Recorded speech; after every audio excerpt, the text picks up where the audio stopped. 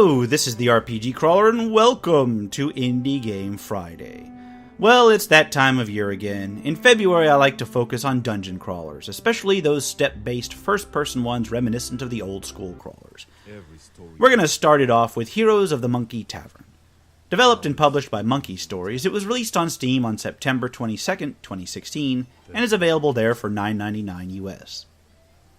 A demo is also available that allows you to experience the first level yourself before purchase, and the footage is from that version. In keeping with the theme of Dungeon Crawler Month, Heroes of the Monkey Tavern is a grid-based first-person dungeon crawler in which you create a party of up to 4 characters and go into a dungeon complex. The storyline is very bare bones. Your group of 4 heroes have been hanging around the Monkey Tavern, racking up bills and pawning their stuff for spending money, until they have literally nothing left. When someone comes by with a quest involving a ruin potentially full of treasure, they jump at the chance so fast that they don't even get the full story. It's a relatively amusing way to justify starting in a dungeon with nothing to your name and no idea what to do. Character creation is pretty straightforward. You select a portrait which has no effect on your abilities, a class which offers an indication of your starting skills and armor proficiency, and assign a few points among 4 ability scores. Each ability score is explained, with strength affecting damage, dexterity affecting your chance to hit and to be hit, int affecting your mana, and vitality affecting your health. The number of bonus points you have to distribute depends on your class, but it's usually just 2 or 3. Once in the game, you find yourself without gear or supplies in a dungeon complex. Fortunately, there's not any hunger or thirst micromanagement to worry about. Casters will start with their beginning spells, which may be cast by expending mana. Play proceeds in a pretty typical directional step pattern with an interior map laid out on a grid. You can interact somewhat with your surroundings, although this is simplified from other modern dungeon crawlers. You can click on a switch or other feature to interact with it, such as a door switch or a lock. Clicking on things you can pick up allows you to select which character does so, and if that character has an empty slot to equip an item, it will be equipped. You can, however, open the inventory screen to shift items around, as well as to check on your ability scores. There's also an auto map, with a nice penciling in effect.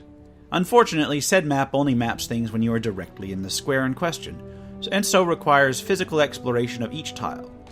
You can acquire the occasional mana or health potion, which are stored near the characters' portraits for easy access. The dungeon itself has a usual mix of locked doors, puzzles, traps, and secret areas that you would expect of such a game.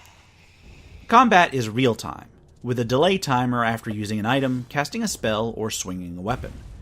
Doing any of these on a character temporarily disables that character's actions until the delay time is over, at which point they can act again. Pretty standard fare for a game like this, although it is important to note that the usual attack-retreat or attack-sidestep tactics of these grid-based games are not viable with Heroes of the Monkey Tavern.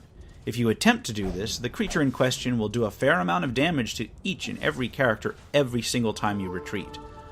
This can not only invalidate such dodge tactics as you'd use in other games, but also make ranged attacks extremely frustrating, since once a creature catches up to you, you can no longer retreat effectively. This has a secondary effect of somewhat limiting viable party builds, since you will be dealing with most things at melee range due to the corridor sizes and the map layouts. Graphically, the game is acceptable. Corridors and monsters are all represented in nice, clean 3D models that are detailed and effects which are pretty vibrant. The art style isn't quite Legend of Grimrock level, but it is pleasant enough. The cutscenes use illustrations with minimal effects to suggest movement and the like, but the art itself is solid. I personally could probably give the music a miss. It's not annoying or offensive, but I wouldn't say it's particularly memorable. One thing to note is the sameness of the dungeon tile textures in these types of games that is always problematic, and in this one more so than some of the others I've seen. Dungeon walls begin to look alike after a while, and while rooms have some decorations to provide variety and landmarks, I worry that after a fair amount of playtime this could begin to wear on the player. Another issue is that there's not a huge amount of character customization beyond class and ability allotment, so overall builds are going to be reliant on the gear you find. However, this is in keeping with the overall simplified feel of the game, so it may not be a problem.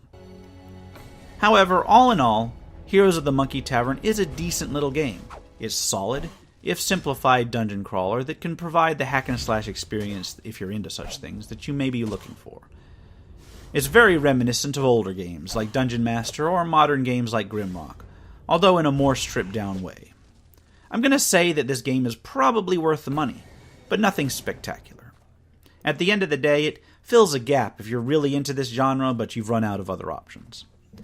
And I'll leave it at that. This has been the RPG Crawler with Indie Game Friday, Heroes of the Monkey Tavern. If you like what you've seen, remember to leave a like, comment if you've got feedback, and subscribe for more RPG content.